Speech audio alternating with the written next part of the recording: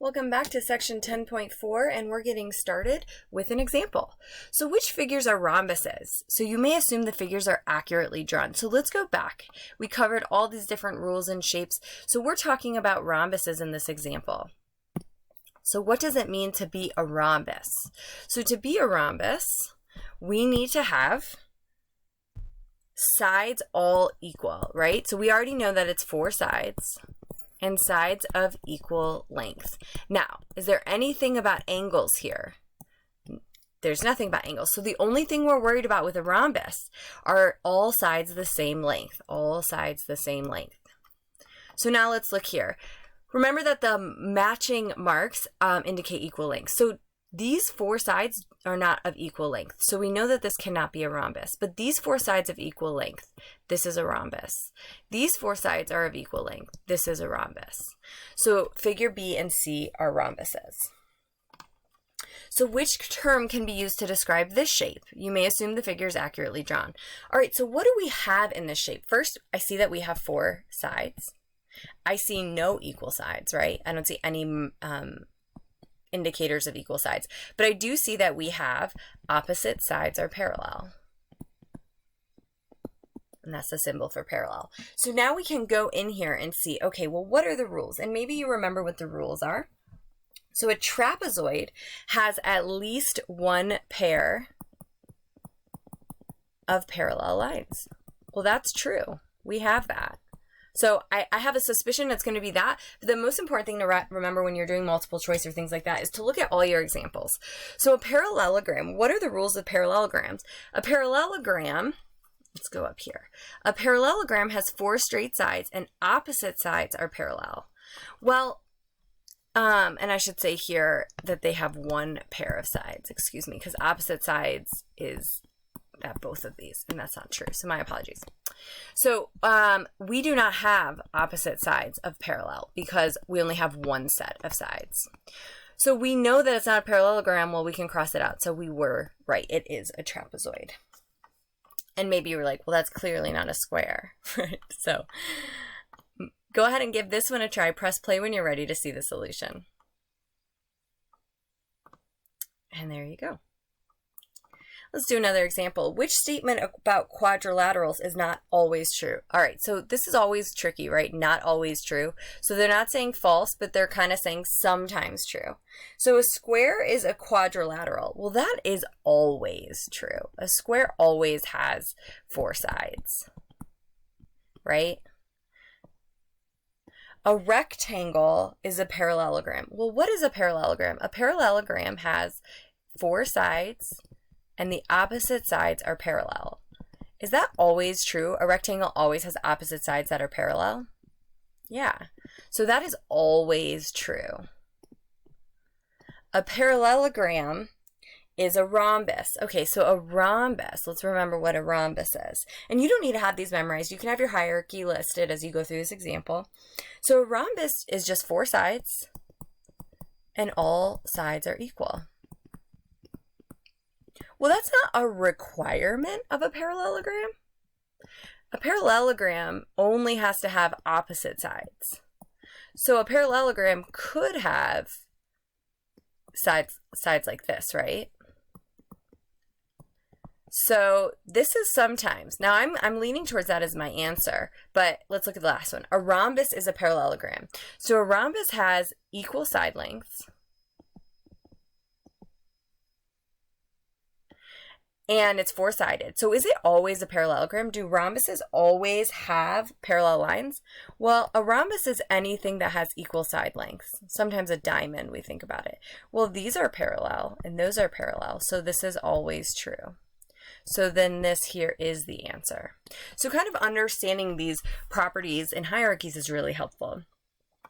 Go ahead and give this one a try that says false and press play when you're ready to see the solution. And there we go. So now let's talk about triangles. How can children decide which figures are triangles and which are not? So they must see if the figure has all the characteristics. So a triangle is a closed, right? So it's got to be closed. This one is not closed. 2-dimensional, so can't be 3-dimensional, made of 3 line segments. So we see how this has a curve, right? So these are our triangles. Now there are special kinds of triangles.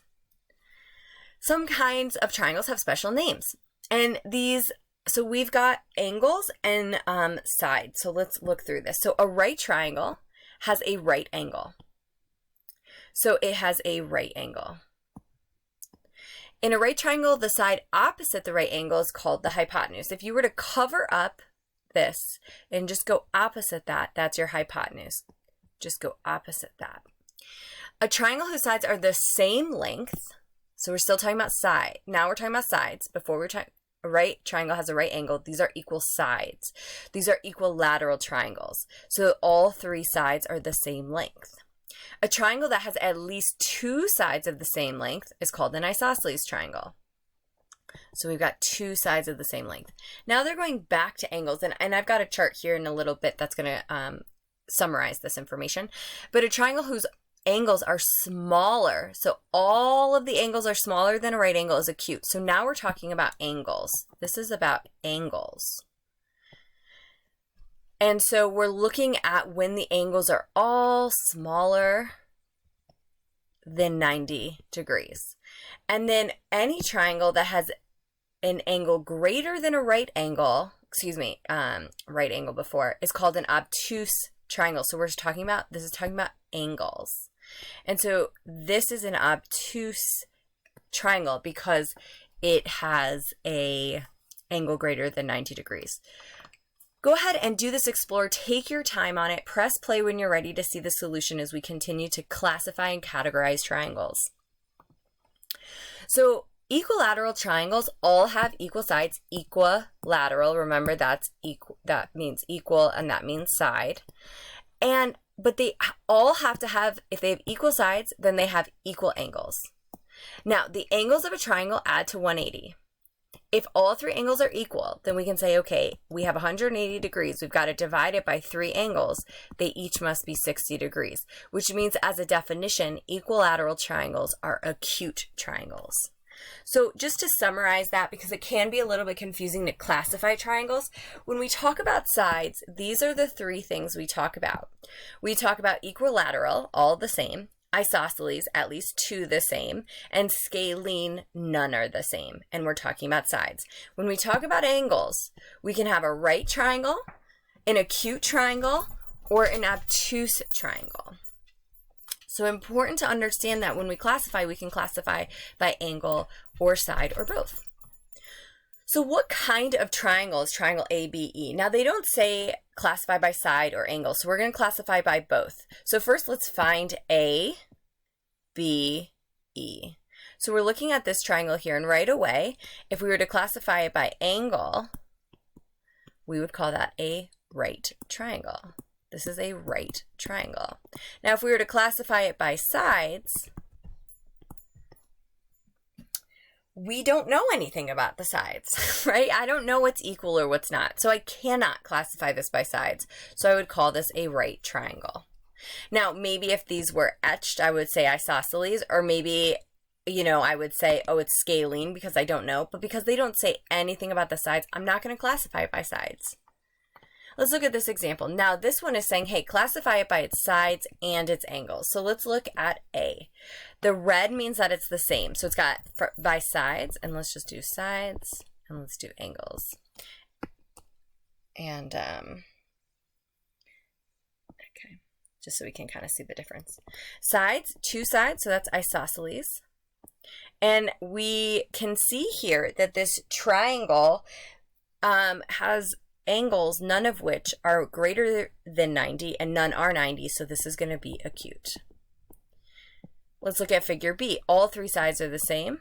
That's equilateral. And what do we know about equilateral? All angles are the same, which means it's acute, 60 degrees each. Let's look at C.